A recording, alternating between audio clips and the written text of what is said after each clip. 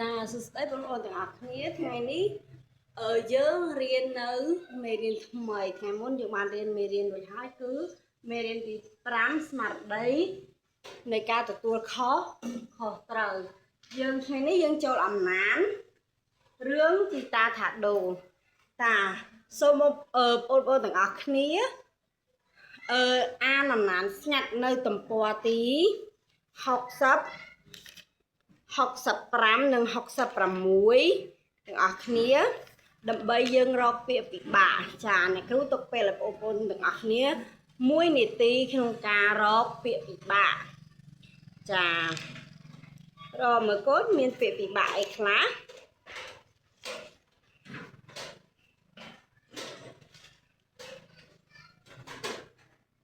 trà này cứ tục về là muối nịt tí nó có má không chất mạng miền bị ấy khá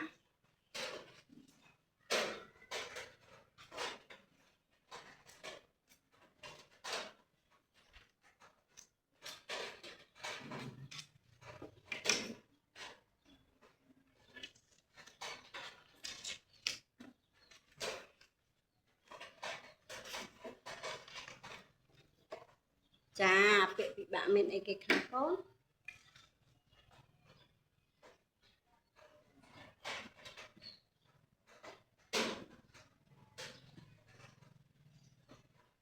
bá miền bịa tóm bẩm chà này cứ đặt ao cô là hơi mọn là con nát còn ao của bà mưa chà tập bị bịa sắm bám hai miền bịa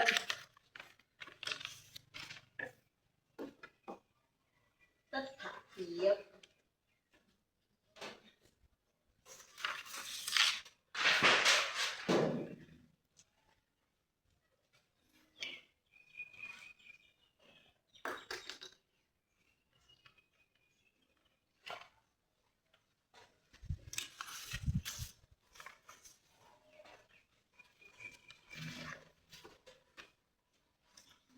muối mà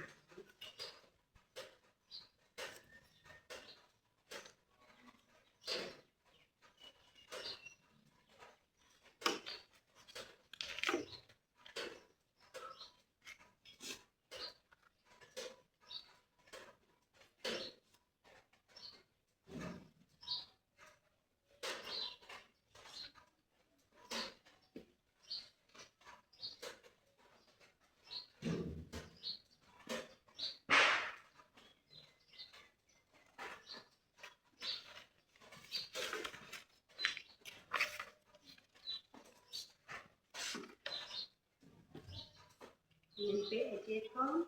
rồi phải bán buồn tiếng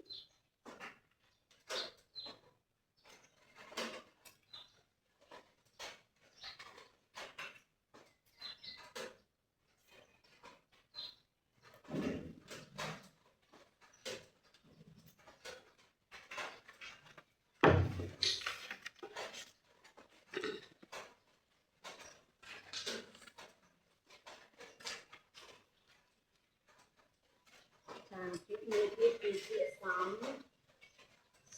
là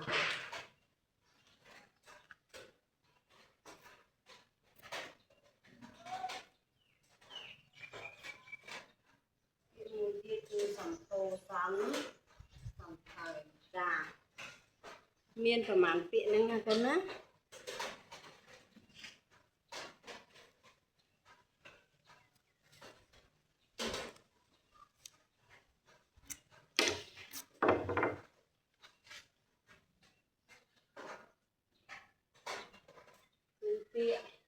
ตาอะไรมาเมื่อ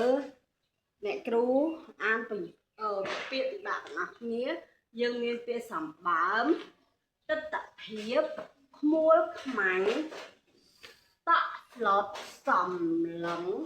หนึ่งเปียสัมโทสันสัมไทยจ่าโจโกน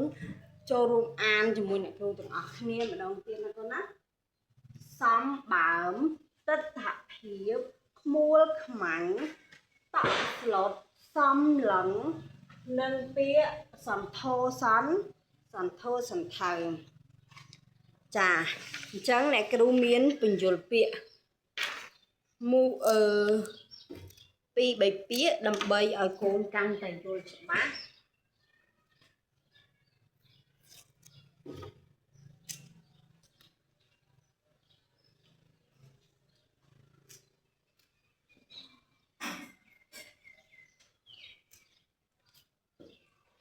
ចាអ្នកគ្រូមានបញ្យល់ពាក្យខ្លះ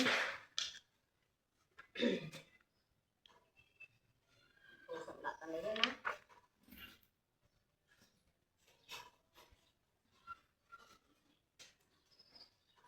ចាបញ្យល់ពាក្យ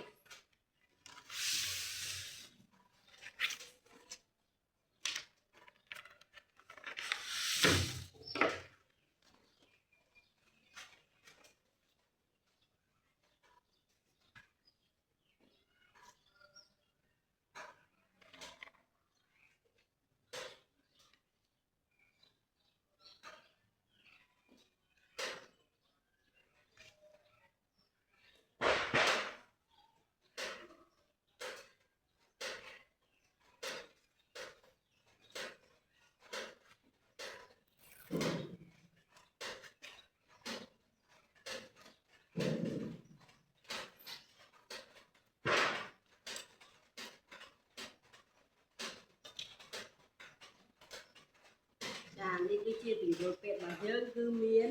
3ពាក្យណាកូនណាគឺពាក្យតក់ slot ថ្នាក់ពាក្យជាកិរិយា slot ឬរន្ធត់ខ្លាំងពាក្យទី2ទិដ្ឋភាពថ្នាក់ពាក្យជានាមភាពនៃអ្វីៗដែលគេមើលឃើញឬបានឃើញពាក្យមួយទៀតគឺហេតុការណ៍ថ្នាក់ពាក្យជានាមការឬដំណើរដែលប្រព្រឹត្តទៅអ្នកគ្រូឧទាហរណ៍មួយទិដ្ឋភាពដូចជាគឺយើងបានឃើញទិដ្ឋភាពនៅជុំវិញខ្លួនរបស់យើងទាំងអស់គ្នាចំពោះហេតុការណ៍គឺជាការឬដំណើរការដែលប្រព្រឹត្តទៅជាបន្តបន្ទាប់ចាថ្ងៃនេះអ្នកគ្រូក៏មានពាក្យបដិស័ព្ទឲ្យកូនរបងប្អូនរទាំងអស់គ្នាគឺ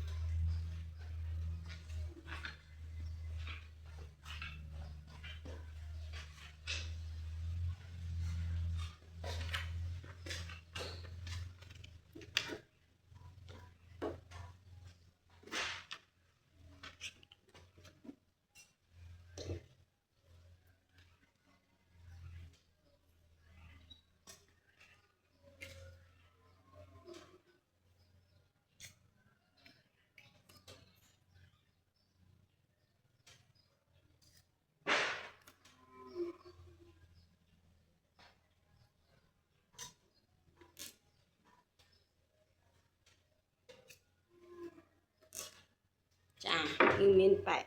បដិស័ព្ទណា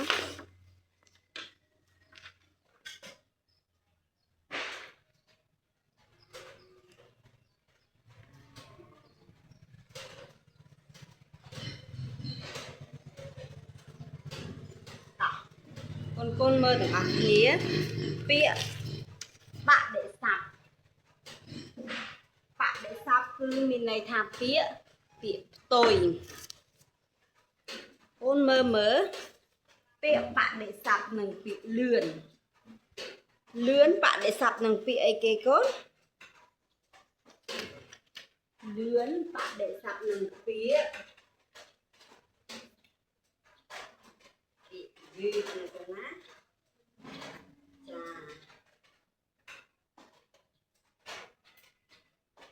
លឿនបដិស័ព្ទនឹងពាក្យយឺតចុះពាក្យយំបដិស័ព្ទនឹងពាក្យអីដែរកូន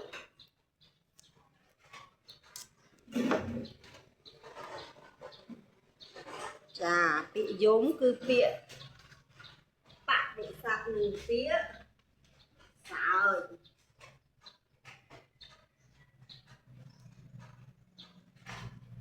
ចាពាក្យយំបដិស័ព្ទនឹងពាក្យសើចចុះវេវចនៈស័ព្ទកូនវេវចនៈស័ព្ទគឺជាពាក្យដែលមានន័យដូចគ្នានេះ ពាក្យក្បាលមានពាក្យអីខ្លះដែលជាវាមានន័យដូចគ្នានឹងពាក្យក្បាលហ្នឹងណាកូនចាមានពាក្យអីខ្លះចាគឺពាក្យព្រះសិរិព្រះសិក្សា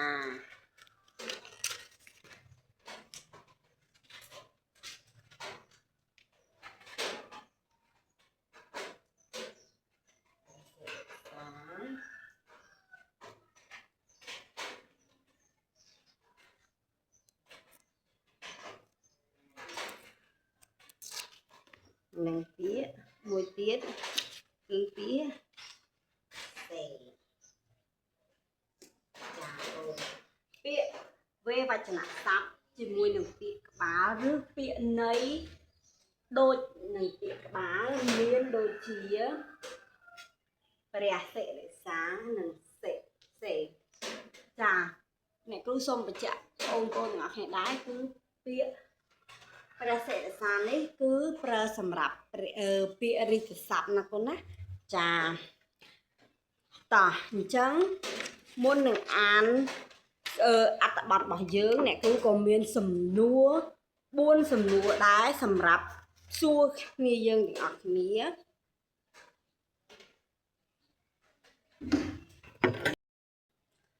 ចាអ្នកគ្រូមានសំណួរ4សម្រាប់សួរបងប្អូនទាំងអស់គ្នា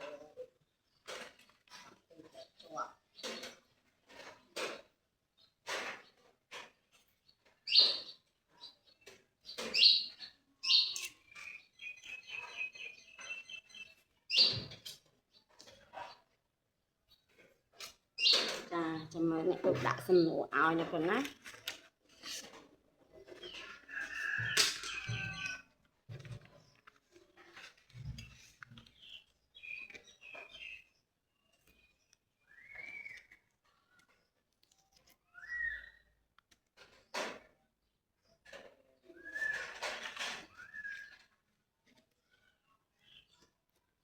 ចាមកឃើញសំណួរ4សំណួរណាកូនណាទី1គេសួរថាតើជីតាថាដូប្រើថាដូឲ្យយកភ្លើងមកធ្វើអ្វីហេតុអ្វីចាសុំទោសណាហេតុអ្វីនេះភ្លេចដាក់មួយចាទី2តើថាដូពេញចិត្តនឹងកិច្ចការនេះឬទេហេតុអ្វីទី3តើការសម្រេចចិត្តរបស់លោកតាត្រឹមត្រូវតែទេព្រោះអ្វីចូលលើកអំណះអំណាងក្នុងរឿងមកបញ្ជាក់ឲ្យបានច្បាស់លាស់ទី4តើរឿងនេះផ្ដល់គំនិតអប់រំដូចម្តេចខ្លះចាឥឡូវយើងអានអត្ថបទទាំងអស់គ្នានៅទំព័រទីយើងអានលើកទី2ណាកូនណាហើយយើងក៏ផ្ទៀងផ្ទាត់ថាតើចម្លើយមួយណាដែលជាចម្លើយដ៏ត្រឹមត្រូវចាមកវាមាន4សំណួរណាកូនណាយើងត្រូវស្ដាប់ហើយយើងក៏ចាប់ផ្ដើមធ្វើការឆ្លើយនឹងសំណួរតែម្ដងចាថាដូនិងជីតារស់នៅលើចង្កេះភ្នំមួយនៃប្រទេសជប៉ុននៅជុំវិញផ្ទះតាមល្បាប់ភ្នំមានស្រែរបស់អ្នកស្រុកជាច្រើនរសៀលថ្ងៃមួយមានហេតុការណ៍មួយកើតឡើងគួរឲ្យតក់ស្លុតដំបូងគេឃើញជីតាថាដូឈរសម្លឹងទៅសមុទ្រហើយស្រាប់តែមានទឹកមុខស្លេកស្លាំងភ្លាមនោះគាត់ស្រែកយ៉ាងភ្លាត់សំឡេងទៅកាន់ថាដូចៅឯងរត់ឲ្យលឿនទៅយក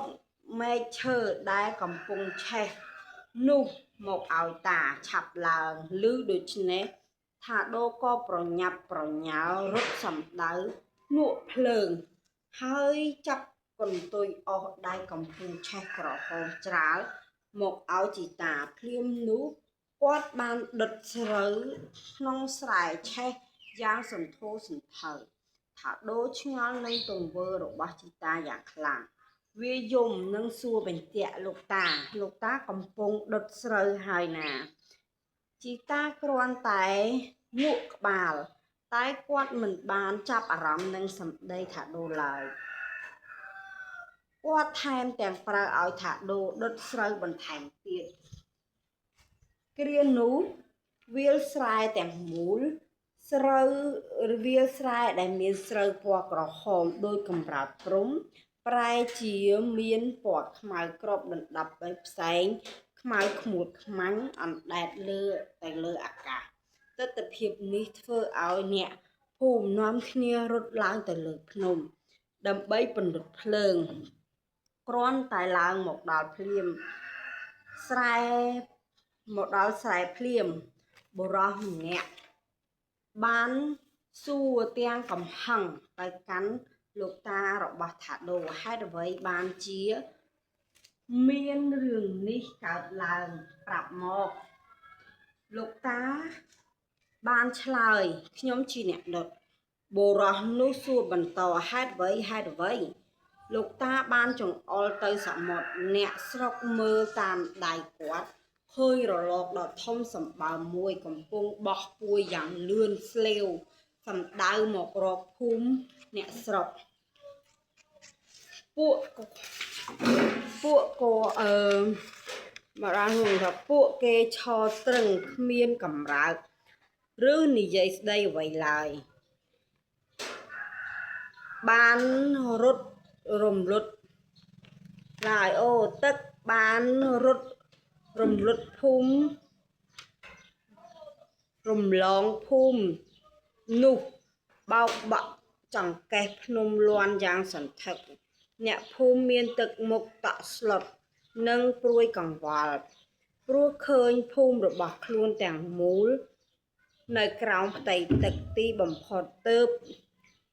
ពួកគេយល់ពីហេតុការណ៍ដែលនាំឲ្យលោកតាសម្រេចចិត្តដុតស្រូវចារួចជាងមើលសំណួររបស់យើងតើជីតាថាដូប្រើថាដូឲ្យយកភ្លើងមកធ្វើអ្វីព្រោះអ្វីតើថាដូពេញចិត្តនឹងទង្វើនឹងកិច្ចការនេះដែរឬទេហេតុអ្វីតើទី3តើការសម្រេចចិត្តរបស់លោកតាត្រឹមត្រូវដែរឬទេព្រោះអ្វីចូលលើកអំណាក្នុងរឿងមកបញ្ជាក់ឲ្យបានច្បាស់លាស់ទី4តើរឿងនេះផ្ដល់គំនិតអប់រំយ៉ាងដូចម្ដេច